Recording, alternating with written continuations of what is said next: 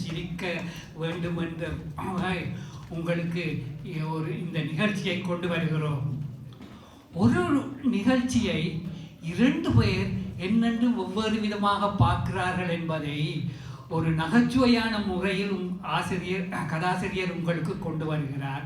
அதை கேட்டு சிரியுங்கள், சிரித்து மகிழுங்கள். ஒரு பெண்மணி கையுடைந்து, காலுடைந்து, பல்லுடைந்து, மூக்குடைந்து, உடல் முழுவதும் காயமாக வருகிறாள் ஆஸ்பத்திரி ஆக்சிடென்ட் அண்ட் எமர்ஜென்சி வார்டுக்கு.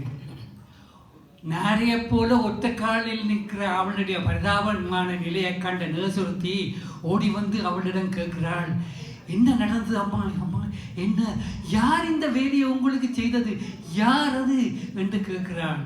அவள் சிறிது தாங்கி விட்டு சொல்லுகிறாள், யாரா? யார் அது?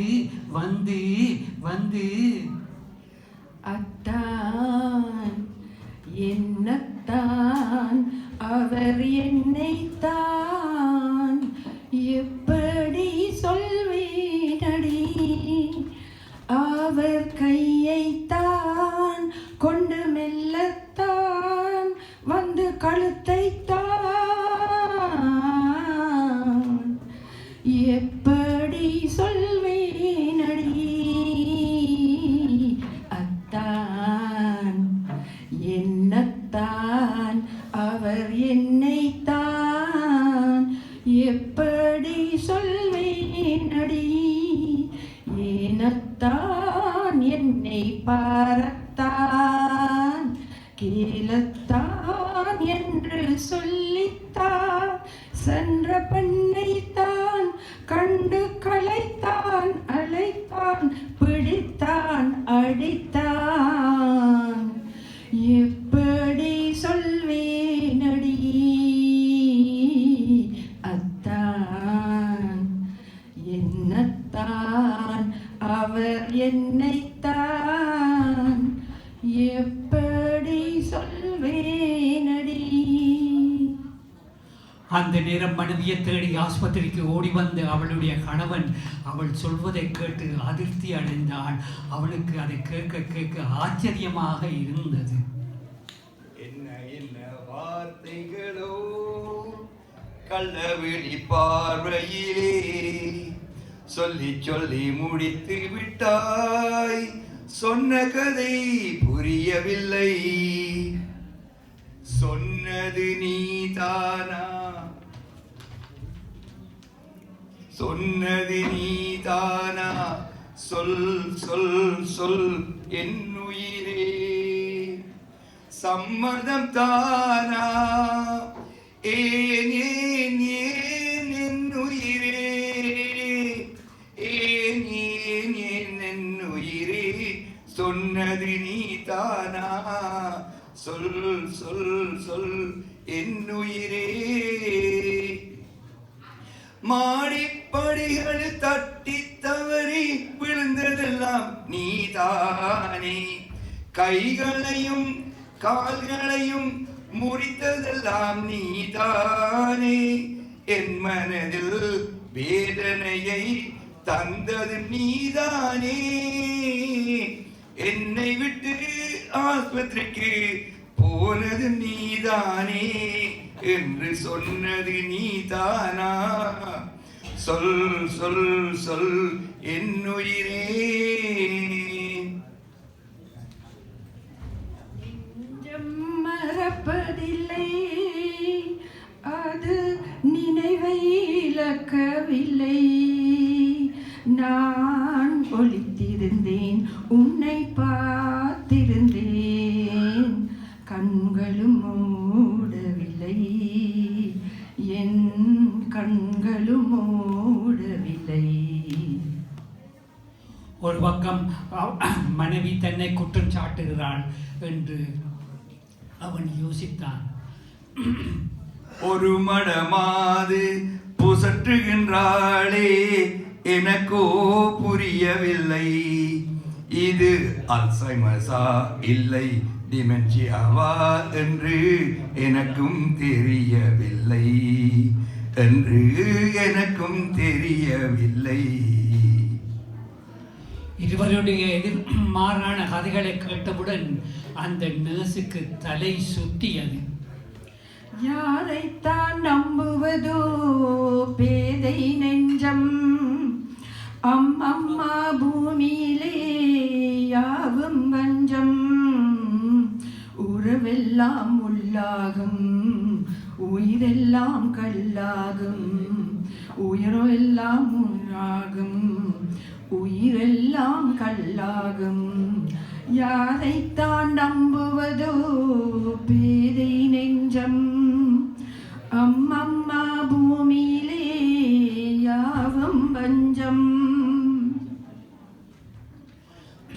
ஒரு பக்கம் அவளுடைய மனைவி தன்னை குற்றம் சாட்டுகிறாள், மறுபக்கம் நர்ஸோ தான் சொல்றதை நம்பவில்லை என்று அவன் மனமுடைந்து போய் மன ஆறுதலை தேடி வீடு திரும்புகிறான்.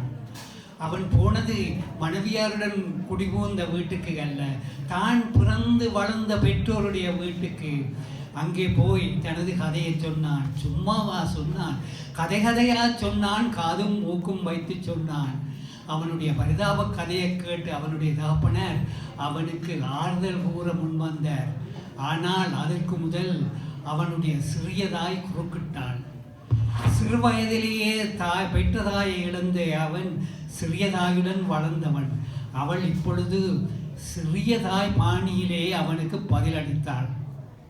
போனால் போகட்டும் போடா, போனால் போகட்டும் போடா, இந்த திருமணம் நிலைக்க கண்டவர் யாருடா, போனால் போகட்டும் போடா.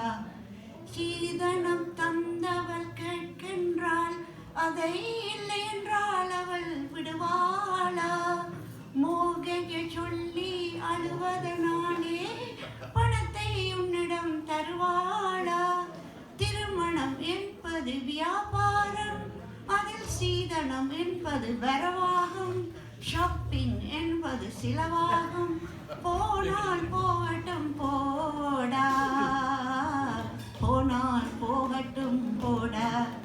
எங்கே வாதம் தொடங்கும், அது எங்கே எவ்விதம் முடியும்? இதுதான் விஷயம், இதுதான் விஷமம் என்பது யாருக்கும் தெரியாது. போனால் போகட்டும் போடா, போனால் போகட்டும் போடா.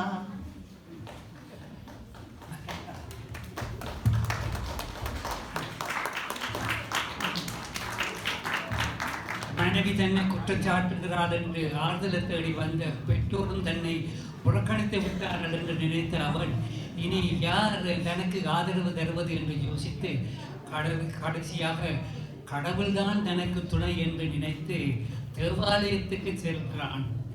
அங்கு போதகர் பிரசங்கம் செய்து கொண்டிருந்தார். அவர் சொன்னார், As a man thinketh in his heart, so be he என்று. அதை கேட்டவுடன் அவனுக்கு மிகவும் சந்தோஷமாக இருந்தது. அவர் உண்மையைத்தான் கூறுகிறார் என்று போதகர் மீண்டும் தொடர்ந்து கூறினார், For things to change for you, you must change the way you think என்று. அவன் நினைத்தான், ஆஹா அது உண்மைதான் என்று சொல்லிவிட்டு கடவுளை பார்த்து கூறுகிறான், It's not my mother, nor my father, it's not my wife, nor my children, it's me, your Lord, standing in the need for prayer என்று கூறிக்கொண்டு திரும்பினான். அந்த சமயம் ஆஸ்பத்திரியை விட்டு வெளிக்கிட்டு அவள் மேரி மாதாவின் அனுசரணையும் ஆதரவையும் விரும்பி அதே தேவாலயத்துக்கு வந்து கொண்டிருக்கிறாள். வழியில் ஆலய மணி ஓசை கேட்கிறது. அந்த ஓசை தனக்குத்தான் ஒரு கதையை சொல்லுகிறது என்று அவள் நினைத்தாள். ஆலயமணியின் ஓசையை நான் கேட்டேன், அருள்மொழிபோரும் பறவைகள் ஒலி கேட்டேன். உன் இறைவன் அவனே அவனே என பாடும் மொழி கேட்டேன்.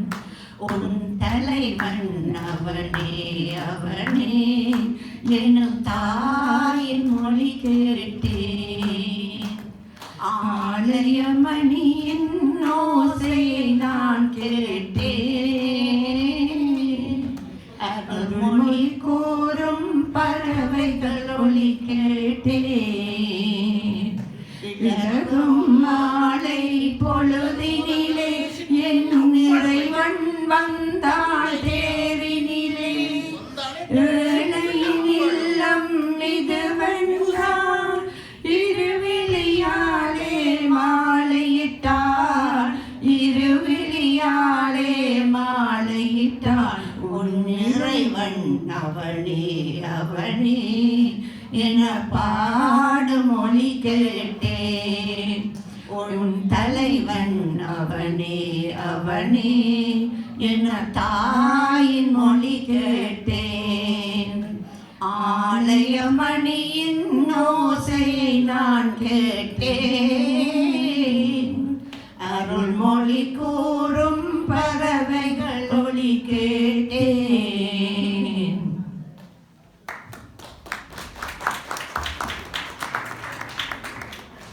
அவள் திரும்பி அவனை பார்த்தாள். அந்த ஆலயமணி அவளுக்கு கதை சொல்வதில் மனதில் நிரம்பியது. அவள் நினைத்தாள், உன் தலைவன் அவனே அவனே என்று அன்னை மாதா எனக்கு சொல்லுகிறாள் என்று நினைத்து கொண்டு அவனை பார்த்து சிரித்தாள். அதே சமயம் அவனும் அவளை திரும்பி பார்த்து, for things to change for me, I must change the way I think about my wife என்று நினைத்து அவனும் சிரித்தான். கடவுளின் கருணையால் இரு உள்ளங்களும் ஒன்று சேர்ந்தன. ஒன்று சேர்ந்த அந்த உள்ளங்கள் மகிழ்ச்சி அடைய போதகர் கூறுகிறார், God works in mysterious ways என்று. அவர்களுடைய கடவுளின் கருணையால் அந்த இரு உள்ளங்களும் ஒன்று சேர்ந்து எதிர்காலத்தை ஆவலுடன் எதிர்நோக்கினார்கள். ஒளிமயமான எதிர்காலம் என் உள்ளத்தில் தெரிகிறது. ஒளிமயமான எதிர்காலம் என் உள்ளத்தில் தெரிகிறது. இந்த உலகம் பாடும் பாடலோசை காதில் விழுகிறது. ஒளிமயமான எதிர்காலம் என் உள்ளத்தில் தெரிகிறது. 4 வகை மதமும் 40 கோடி மாந்தரும் வருகின்றார். அந்த நாயகன் காணும் வானில் இருந்தே பூமழை பொழிகின்றார். மாலை சூடி எங்கள் செல்வி ஊர்வலம் வருகின்றாள். வாழ்க வாழ்க கலைமகள் வாழ்க என்றவர் பாடுகிறார். ஒளிமயமான எதிர்காலம் என் உள்ளத்தில் தெரிகிறது. இந்த உலகம் பாடும் பாடலோசை காதில் விழுகிறது. ஒளிமயமான எதிர்காலம் என் உள்ளத்தில் தெரிகிறது.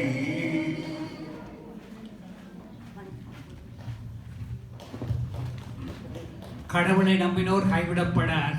அன்றிலிருந்து அவர்களுடைய வாழ்க்கை ஒளிமயமாகத்தான் இருந்தது. நன்றி.